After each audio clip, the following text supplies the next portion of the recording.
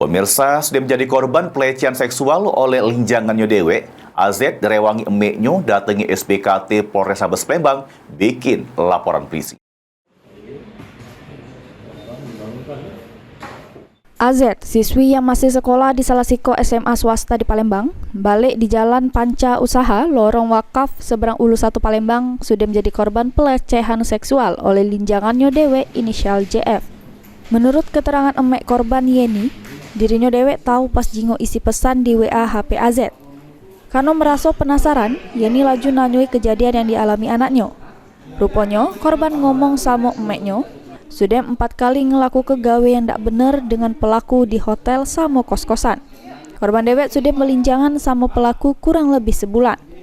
Merasa anaknya sudah menjadi korban pelecehan seksual, emek korban laju minta pertanggungjawaban sama pelaku JF. Cuman, pelaku dak galak ngakui apa yang sudah digawe ke sama anak korban.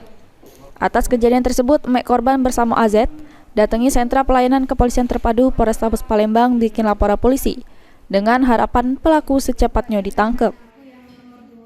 Tadi tuh, jadi minta ditangkap pelecehan seksual ini, jadi aku minta pengadilan dari polisi ini untuk nangkap yang lanang ya, Kak. Jadi harapannya itu ya, Bu? Iya. Apa dia hubungan anak ibu kamu yang lanang itu? Kan pacaran dia, cuman ya karena pacaran kelewat batas sudah. Jadi udah galak tanggung jawab yang anak lanang, jadi itu ya aku buat pengaduan semacam ini lah. Ada hubungan keluarga PKT? Ada. Ada hubungan keluarga? Ya, tapi dari adik misalnya hubungan keluarganya, lebih dari itu udah kata dari adik. Selanjutnya, emek korban juga ngungkap pelaku sempat ngancem nak bunuh keluarga korban kalau korban berani ngelapor ke kejadian yang dialaminya ke pihak kepolisian. Suryadi, PAL TV.